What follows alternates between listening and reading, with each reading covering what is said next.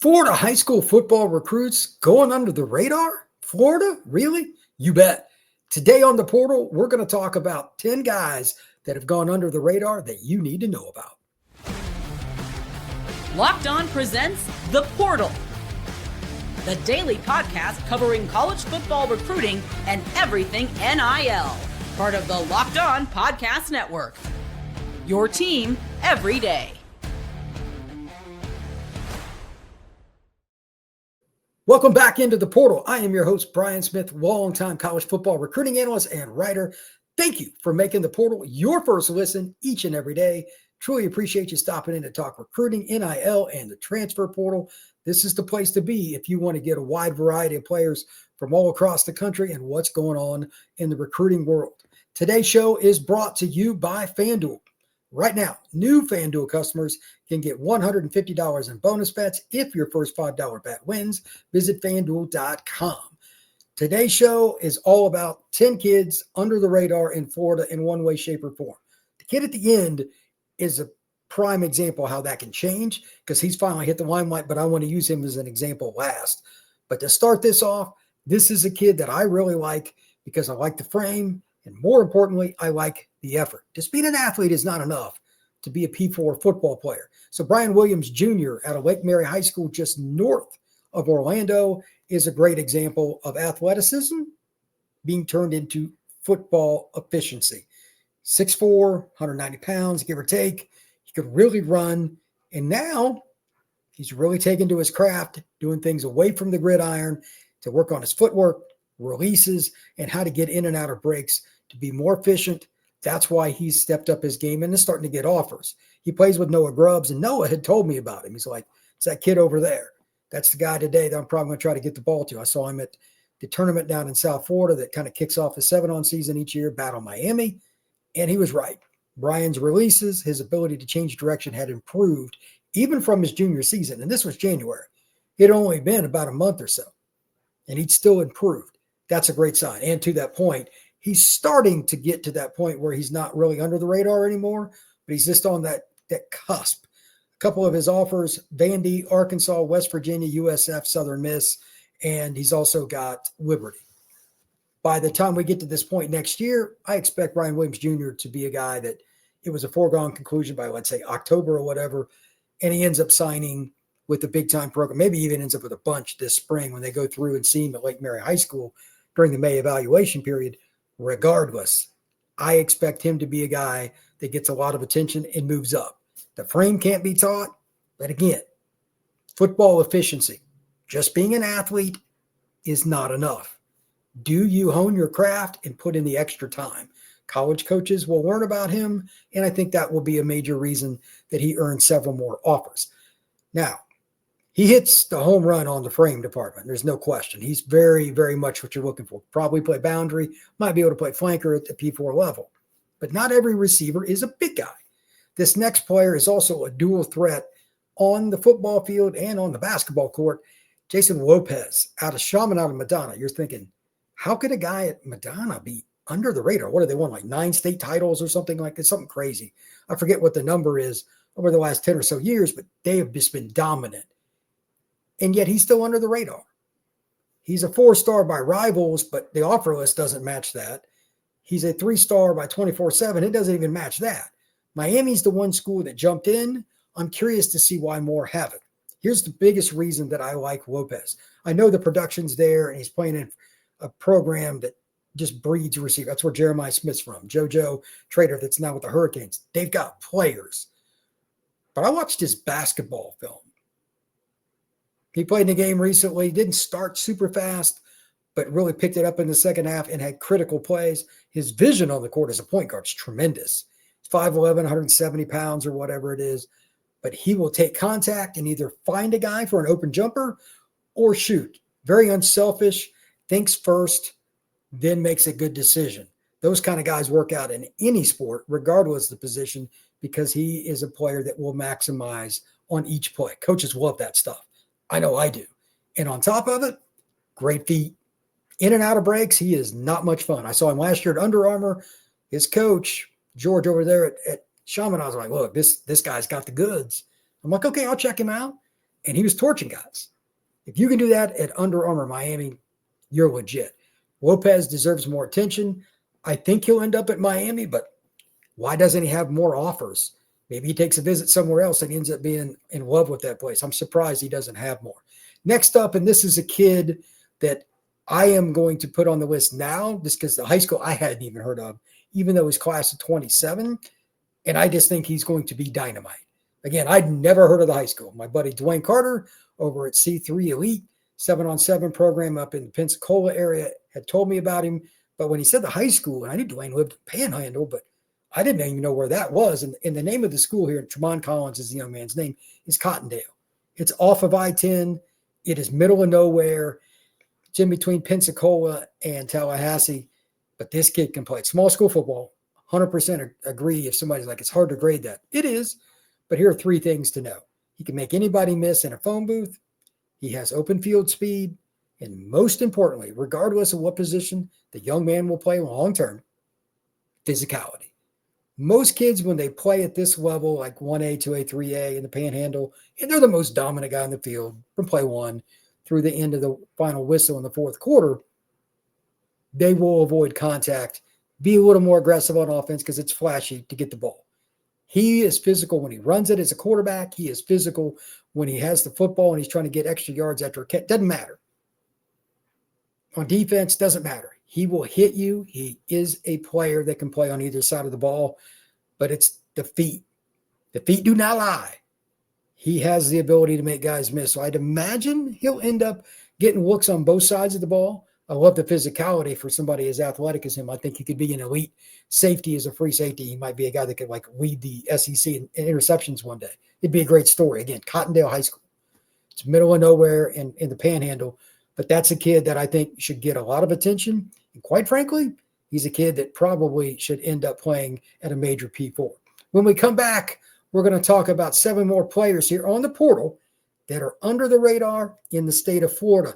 This is a lot of fun for me, and I hope you're enjoying it too. We'll be right back. When the game tips off, the NBA action is just getting started, and there's no better place to get in on it than FanDuel, America's #1 sportsbook. With FanDuel, you can bet live bets throughout the game, so even if you miss the opening tip-off or want to bet on a 4th quarter comeback, you can stay in on the action. And if you're looking for a bigger payout, you can even combine your live bets into a same-game parlay. If you like using live betting, this feature keeps it every moment more because the game's more exciting when you're live betting. Whether you're looking at your team for a late game rally or player to hit on a clutch 3, whatever it is you want to do, you will never miss out on a chance with FanDuel. Plus, the app is easy to use, and when you win, you get paid instantly. Right now, FanDuel customers can bet or get $150 in bonus bets if you win your first $5 bet. Just visit FanDuel.com to join today. That's FanDuel.com for your shot at $150 in bonus bets. Make every moment more with FanDuel, the official sports betting partner of the NBA.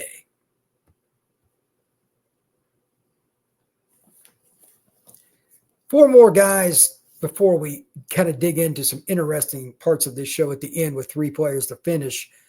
I really like variety.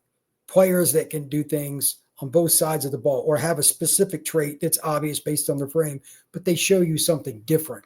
This next player is somebody like that because when I watched him and it was just kind of running around going through drills before an event, I'm like, okay, who is this kid? I didn't know. Blaze Jones, defensive end, defensive tackle. It's hard to say where he'll end up playing. He might play a little inside in college, probably play in. First Academy in Orlando, East Carolina, Liberty, UMass. Those are not the upper echelon SEC programs. There's nothing wrong with that. But I was surprised because First Academy's got a lot of players. Their coaches connected. Why didn't he have more? I really liked his build. I liked the way he carried himself. And I just thought he was a really good athlete. Question is, which position does he play? I even think he could play on the other side of the ball and be an H-back, maybe be a fullback in short yardage. He could do a lot of different things. But when you're athletic and you have the ability to change directions like he does, maybe he's a guy that ends up playing at the P4 level and surprises. Like I have told many, many people, there's a lot of different ways to get it done. I don't think it's easy to project some of these guys. And to that point, I'm going to share my screen. This is a great a great thing that I saw right before the show. And for those of you that are not on YouTube, I'll read it out loud. This is just a great tweet. This is an NFL player talking about how you got to make it no matter what other people say. Oh, darn it, wrong thing. Here we go. Yeah, it's about your effort. It's about your effort. If you want to make it, you've got to prove it. So the person in question is DJ Reed, and this is the post. 0 star out of high school, walk-on, JUCO, 5th round pick, 3 contracts later, ... Moral of the story, don't let anybody label you or put their fears on you. Believe in yourself, and most importantly, keep God first. He believed in himself, and that's all that really mattered. That's it. You know what? Hats off to DJ Reed, because nobody believed in him. These next few kids, a lot of this is kind of similar because, again, the high schools matter that you go to, and sometimes it doesn't always work. Here's a guy, for example, that I'm not sure on the position yet, but I like how he tackles, and he's gotten a few offers. I'm curious to see if it kind of goes to that next level. Name is Jacob Curry, linebacker / rover, plays at Nice up in the Jacksonville area, 4.27 GPA. So obviously academics are in order. Pitt, Louisville have offered, but so have Yale and Penn. This is the kind of kid who's a little undersized that could end up blowing up. Pitt and Louisville do a great job of recruiting Florida, and it's Jacksonville. It's not hard to get there. Most of these kids are from small schools, but Nice is one of the programs in Jacksonville that gets overlooked a little bit. They have kids every year, but it's not going to get the same level of talent necessarily as Bowles. Maybe not the same, definitely not the same as Mandarin, whatever it may be, but they have players. He's a little underrated, and I like this film. Really good at blitzing, really good tackle, really physical. I think that Jacob Curry is a great prospect to talk about. Maybe the guy that is the most unique out of all these, and again, I had to look this up, Kenton Mount, Florida, which is just a suburb of Pensacola. I hadn't heard of it. Goes to Tate. It's basically Pensacola, Florida. Elijah West. He is a dude. I sent his film to John Garcia Jr. of Rivals today. 10 minutes later, my phone rings. It's John. He's like, dude, who is this guy? I'm like, what do you mean? He goes, the kid you sent me. I was like, oh, Elijah. Yeah, he's really good. He goes, dude, if he was in Miami or Tampa or something, he'd be a top 250 kid. And I said, nobody knows about it. I said, I'm actually going to talk about him on my show today. He's earned it. Like, he's legit. Anyway, he's gotten a few offers. Arkansas just offered him. That maybe got to get it really rolling. Tulane in Minnesota had offered prior. But Elijah West is 6'2", 6'3", 185 pounds, really long at the hip. He's got those long legs, kind of a basketball frame. Physical. Goes up at the apex and catches the football. You hear that phrase? I don't know if there's really such thing as an apex, but he gets up really high, and he's not catching the ball when he's coming down. Like, when he gets up like at the very top, or at least as close as you can be, he snags the ball. And he positions himself by stacking DBs. This kid, John was right. John Garcia Jr. was completely right.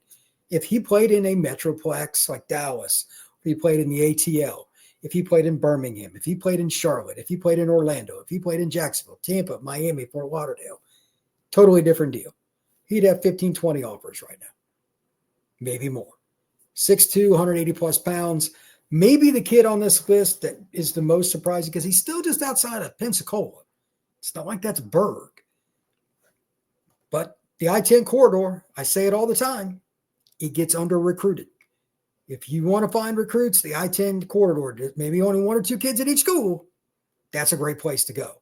Next up, and this another kid that's fun, it's very similar to Elijah, Hayden Moore. Newberry High School, just a little bit west of Gainesville, just on the other side of I-75 in north central Florida. He's a good football player. USF, Iowa, Arkansas State, Coastal, Liberty, they've all figured it out. Why Florida isn't in on him more, I don't know. Why have they offered? I don't know. But, Billy Gonzalez is a good coach. I'm sure he'll figure this out sooner or later. Maybe he just has somebody he thinks he's going to get that's higher rated. But if he goes somewhere else, especially if it ends up being Florida State or Miami, and he gets an offer from those schools and they don't counter, it'd be an interesting story. Really, really talented player. Hayden Moore is a guy that I think, quite frankly, is very under the radar despite being right off I-75. Newberry's a smaller school. I'll give you that. but I think his film is really good too. It's similar to Elijah West. I don't think there's a huge difference, to be really honest with you. When we come back, we're going to finish up with some other guys that are very similar. We're going to talk about the ability to make plays no matter where you're at. That is the theme of today's show. It's all about under the radar kids here in the state of Florida.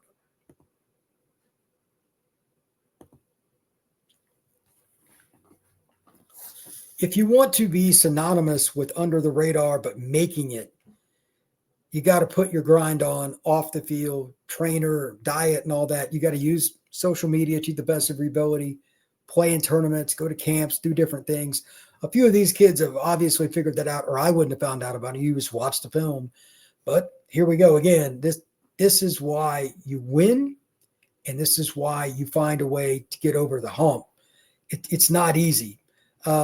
Jordan Tarver is another kid. Like Ole Miss has offered him, Michigan State has offered him. It's surprising to me. Like, okay, I'm going through like the profile. Tarver is just one kid. It's not like everybody's this way, but Tarver is just one of those kids where you're like, why is it that you have this ability to have 2 or 3 major offers like that? And he's in Polk County, but then all of a sudden nobody else does. Like Michigan State's done a good job for 30, 40 years finding diamonds in this state. And Louisville is about as good as it gets. Pittsburgh's another one. Ole Miss is another one. Why is it that it just stops? And I'm kind of going through his timeline again just to see if anybody had added. He didn't get an offer in the last hour. So Ole Miss did offer him on February 10th. But Tarver is a kid that can play on either side of the ball, probably a safety at the next level. But Ole Miss is a top 15 college football program, and he's at Auburn. I don't get it. But whatever the case may be, this is a young man that's 6 foot, 185 pounds, something like that, and really gets it done with physicality again. That's something that I love. Like a lot of Florida kids, people talk about them just because they got feet. They can really run or they can really change directions or both. Tarver's going to be a guy that'll hit you. That's really, really important. Omari Russell, a kid, Fort Meade, another kid from Polk County. I wanted to put those kids together. 3.8 GPA doesn't hurt either. Safety receiver, same kind of deal. ECU, Liberty, FIU. These are a few of the kids or a few of the schools that have offered Fort Meade small. It's southern part of the state or of Polk County. It's south of I-4, 30 minutes or so. And it's not the easiest place, maybe 40 minutes. It's not the easiest place to get to. But at the same time, there's a lot of talent that comes through that area. You just got to go there and ask. Talk to the coaches. Go to Lakeland. Go to Wake Gibson. They'll tell you where other players are. This Fort Meade is like a 1-2A school, depending on the year. It's like 1 or 2A. They always have somebody. It's a great example. And to finish up here, one more kid. And this is the guy that's the ultimate under-the-radar player to me. It's Dereon Coleman. Like you say, well, what are you talking about? He's committed to Miami. Here's why I say that. I saw him going into 9th grade. I saw him compete at Lakeland at a 7-on-7. And he was playing at Plant City, and he ended up transferring to Jones. But because of his size and everything, people were a little leery. He was really small. Maybe he was 150 pounds or whatever last year. I don't know. But now he's up to 165. Miami's taken him, and he's a kid that can really spin it. He didn't believe anybody else. And that's why Dereon's sitting with an offer to Miami. He trains. He trains with Balin. If you don't know who Balin is, you can just type in quarterback trainer, Central Florida. You'll find it. I'll just leave it at that. He's a guy that went out and did that. He went to a school where he knew he's going to be challenged. Jones plays a really tough schedule in Orlando. They'll play teams outside Orlando that are really good. They don't fear anybody. So competition, more eyeballs. If you're going to be a guy that's a dude, you don't have to go to a big school like Jones, but you got to take all the little steps to improve yourself. Find competition in numerous different ways. Coleman's as good an example of that in Florida over the last year as anybody else I know. And to be honest, he's just a fun kid to be around. He's very honest. If I ask him a question, he gives an answer. He's that way with the media, and that's the other thing. He's an impressive person to speak with, talking about post-snap reads, understanding the game. He studies film. If anybody's listening to this point, there's a reason that Dereon Coleman made it. It's not just because of the wicked arm that he has.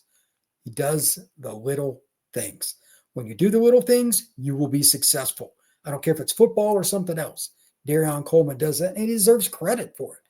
Here's the last point. For any of you college coaches that watch this or have somebody in the back office doing that, and I know you do, why aren't you finding ways to scout some of these small pockets in Florida? Not every kid is in Fort Lauderdale or Tampa. There is no shortcut. You have to get in a car and drive to the small schools. No shortcut. It's just the way it is. The teams that do are the teams that win. It's up to you. The state of Florida has major metropolitan areas that are really good, but there's still the Space Coast. There's still the I-10 corridor. There's the area like where Newberry is at, just outside of Gainesville. That north central area, there's a lot of little players there. Stark High School, Bradford, Florida, not that far from Gainesville either. There's always a player there. You have to go get in your car and drive. There is no way around it. You got to see it with your own eyes and make your own decisions. That's just my take. When we come back on the portal tomorrow, we're going to talk more about the state of Florida. I've got my guy, Brandon Olson. He's going to be talking about the Gators. He's a little concerned about some things with the recruiting. That'll be tomorrow morning's show on the portal. But thank you once again for stopping in today. I appreciate it. There's a lot of recruiting stuff going on in the world. Even though it's a dead month, still plenty of prospects to talk about. NIL, recruiting, and the transfer portal, all right here on this channel. You can find us by searching Locked On the Portal. That's Locked On the Portal. And then just type in Apple, Spotify, YouTube, whatever it is. We'll find a way to get you there. If nothing else, I've got all the links listed at the top of my X page at FBScout_Florida. That's at FBScout_Florida. Got all the links up there, the very first post that's pinned, so you can go directly to whichever outlet you get your podcast. More than happy to help. Like, subscribe, and share this podcast. I will see you again tomorrow.